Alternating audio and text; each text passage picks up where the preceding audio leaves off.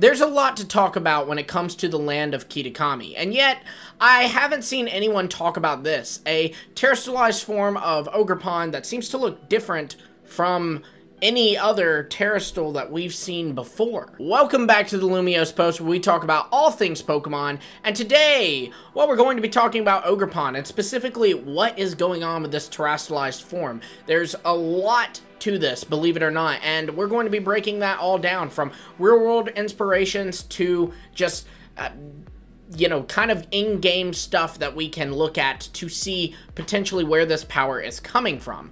For this video, though, I did need some help because, like I said, there's a lot here, and so I am calling on my good friend Drogane, who will be helping to explain some of the lore behind this mask that Ogerpon wears specifically. Until we can get him in, though, let's discuss what is going on with this form. So, like I said, if you look at this form, it's very different. I mean, for one, it doesn't have a hat like other terrestrial forms have. Like when I terrestrialized my Charizard into a flying type, it has balloons. Ogerpon doesn't have anything like that.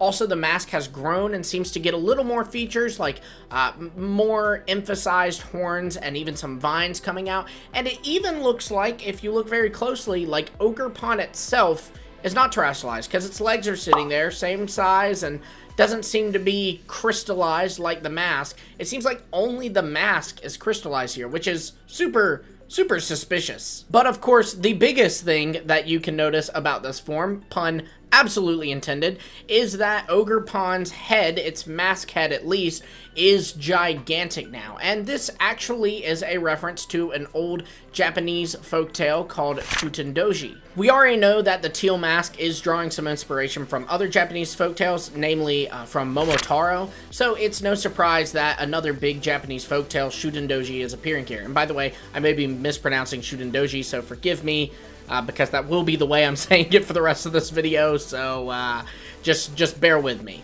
But yeah, and Shutendoji is a very popular Japanese folktale. In fact, many people may notice that it is actually the basis for Majora's Mask, the Legend of Zelda game. It was based off of the folktale of Shutendoji.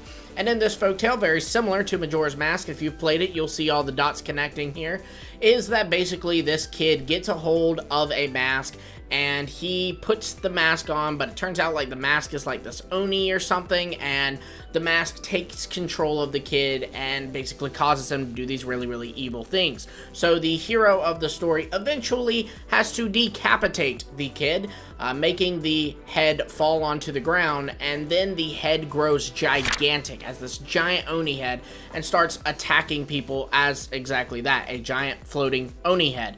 And this all basically is what we're seeing here with Ogerpon. This giant head is a reference to exactly that, the giant head of the Oni that was from the mask that took control of the kid, flying around and trying to kill people. And by the way, that is a super condensed version of Shutendoji, obviously. Read the whole story if you want to. It's very cool.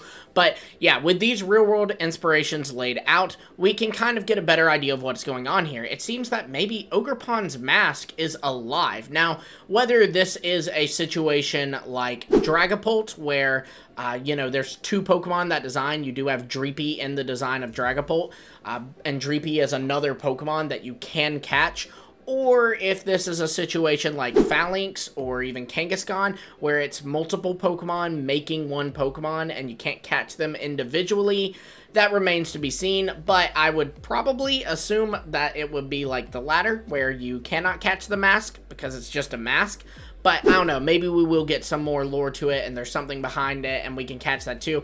I don't know. But yeah, it seems that the mask is alive, as well as the actual body, the wearer of the mask, if you will. They're both two separate entities. But there's still many mysteries here. Like, for one, how is Ogerpon able to terrestrialize on its own? This is seemingly the wild Ogerpon that you're going to battle. This is not a terrestrialized Ogerpon in the sense that no one has thrown a Terra Orb at it, seemingly. Maybe I'm wrong on that, but that's definitely how it seems. Also, why is only the mask seemingly getting the effects of the terrestrialization? And then on that note, how is terrestrialization, a phenomenon from Paldea, even occurring here in the land of Kitakami, which, you know, is supposed to be outside of Paldea's borders? For all of these questions to get answered, that's where we're going to bring in Drogane. Drogane, take it away. What's up, Lumi and everyone else? It's Drogane here, and we're going to be discussing a few things regarding Ogerpon. Now, for this portion of the video, I find it to be very interesting because Ogerpon's mask is affected in two contexts. One, from the fact that it terastallizes, but it also grows larger. This infers to me that perhaps it's a mixture of both terastallization and something similar to Herba Mystica. For you see, the land of Kitakame is in two locations, possibly. This is still up in the air because the DLC has not come out yet, and until the Teal Mask DLC comes out, we can speculate all we want, but we still don't know for sure if Kitakame is on one side of Poke Earth or right next door to Paldea. But one thing is for sure, if it is indeed right next door to Paldea, then it would explain how Ogerpon is able to have the ability to not only have his mask terastallize, but possibly grow larger due to the Herba Mystica phenomenon. If Kitakame ends up being on the other side of Poke Earth, where many people have speculated it's nearby Kanto, Johto, Sinnoh, and the like, then it would mean that somehow, someway, someone uprooted Herba Mystica and terastallization from the Paldea region and transported it all the way over to the land of Kitakame. So that is up for debate, but what is not is it's certainly inferring that the mask, as we've been saying through this entire video, seems to have an entity or a life of its own, and having the ability to combine terastallization with some effects like Herba Mystica makes sense, because as we pointed out in this video prior, it appears that Ogerpon itself, behind the mask, doesn't grow large in any way, nor is it affected by terastallization as a whole. So if the mask is acting on its own, basically corrupting Ogerpon to be what Ogerpon has become, this would infer that the mask essentially is the evil one, the one controlling Ogerpon's actions, and this would include then the possibility to grow large through terastallization and also the process of Herba Mystica. Boss, multiple heat signatures approaching. Well, that's my cue, Lumi. I'll get back to you when I can. As always, I'm Drogane, and I'm out. Alright, well, with that said, it seems that the mask could be embedded with Herba Mystica and Terra Crystals, which both explains it being able to go through the process of terastallization, as well as it being able to grow in size, because Herba Mystica is a plant that we know can do this. When the Titan Pokemon consume Herba Mystica, they too grow in size. But there's something else that Drogane mentioned that definitely deserves attention. He mentioned that the mask may be taking control of Ogerpon. This definitely would fit the story of Shuden Doji, where once again, the kid grabs that mask and it takes control of him, makes him do these evil things, but it's really the mask doing it. Same thing with Legend of Zelda Majora's Mask. Skull Kid is not necessarily evil, it is the Majora's Mask kind of doing these things through Skull Kid. But even still, this is just a little strange for Pokemon, right? This object seemingly coming to life and bringing ruin to Ogerpon and possibly the land of Kitakami. Well, actually, I guess that does kind of sound familiar. In Paldea, we did meet the Treasures of Ruins, which were basically these 4 Pokemon that were once these treasures brought over from a country in the east by a merchant, and then they one day came to life and brought ruin to the, at the time, Paldean king. So, is this mask coming from the same merchant, or at least the same country as the Treasures of Ruin? I don't know. Frankly, there's not enough evidence to really say one way or the other.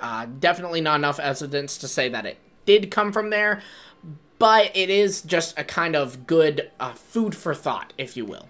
So to recap, it seems that this terastallized Ogerpon form is all due to the mask having the ability literally embedded within it to terastallize, and the mask, being a living thing, is able to use this power to also further overtake Ogerpon. You know, in a way, the giant head is kind of symbolism of who's in charge here. Small Ogerpon body, but giant mask of Ogerpon, right? Shows who's taking over. But there is, of course, still some mystery surrounding this mask. Like, you know, what's its purpose? What's its goal? Is there a goal, or is this just kind of something it's doing for fun? You know, there's also the fact that we still don't know why this thing doesn't get its own hat when it terrestrializes like other Pokemon do.